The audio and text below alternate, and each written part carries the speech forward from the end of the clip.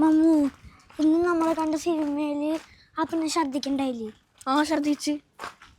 ഛർദിക്കണപ്പോ നിങ്ങൾ ഗർഭിണി ഇരിക്കും? എനിക്കറിയില്ല. എടാ, നിങ്ങളെവിടെ പോയേ? ഞങ്ങൾ യാസീൻ്റെ വീട്ടിൽ സിനിമ കാണാൻ പോയിരിക്കുന്നു. വേഗം വീട്ടിലേക്കല്ലേ, ഉമ്മയോട് ഛർദിച്ച് ഓളം കെട്ടിയേക്കാണ്.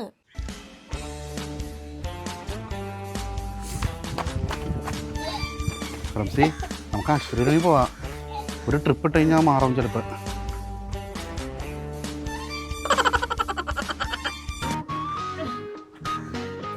ആ എടാ മമ്മൂ, ഉമ്മയ്ക്ക് ഒരു ഗ്ലാസ് വെള്ളം എടുത്തു വന്നേ വേഗം.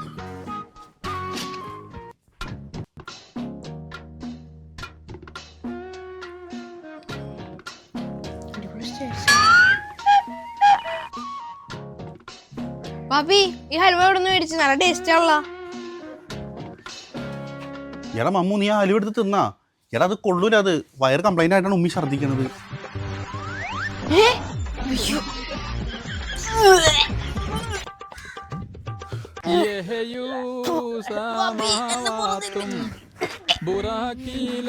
രണ്ടെണ്ണത്തിന് ഒന്നിനും കൊള്ളൂല. കാണുന്ന സാധനങ്ങൾ മൊത്തം എന്ത് കരിഞ്ചപ്പട്ടായാലും എടുത്ത് തിന്നും. വെള്ളം എടുക്കാൻ പോയാലും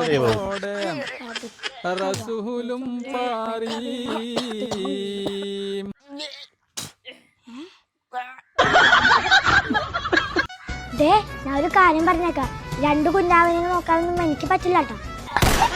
എന്നിട്ട്